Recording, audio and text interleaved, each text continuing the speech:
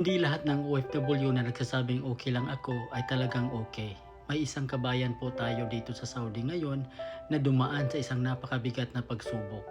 Sa sobrang bigat ng kanyang pinagdadaanan, umabot siya sa puntong sinubukan niyang wakasan ang kanyang buhay at ngayon po ay critical at nasa hospital. Hindi ko na po babanggitin ang kanyang pangalan, kumpanya, lugar ng trabaho o anumang detalye na maaring makapagkilala sa kanya. Ang mahalaga sa kwentong ito ay hindi kung sino siya, kundi ang mensaheng dapat nating matutunan. Minsan ang taong nakikilala nating pumapasok araw-araw sa trabaho, nakikipagbiruan sa mga kasama at regular na nagpapadala ng pera sa pamilya ay maaring may kinikim-kim na napakabigat. Problema sa trabaho, problema sa pamilya, utang, pangungulila, pagod, pressure na kailangan maging matatag dahil ikaw ang inaasahan ng lahat.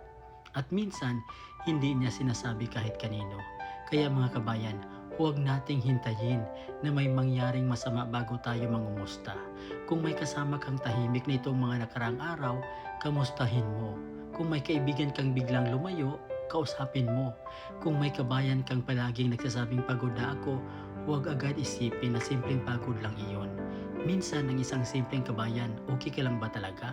Ay maaring maging napakahalaga sa isang taong pakiramdam niya ay wala nang nakakaintindi sa kanya. At kung ikaw mismo ang nakaranas ngayon ng sobrang bigat na problema, huwag mong sarilinin. Lumapit ka sa taong pinagkakatiwalaan mo, humingi ka ng tulong, makipag-usap sa isang profesional kung kinakailangan. Hindi kahinaan ang paghingi ng tulong. Hindi mo kailangang maging matatag sa lahat ng oras. Sa ibang bansa malayo tayo sa pamilya, kaya dapat mas maging malapit tayo sa isa't isa bilang magkakabayan.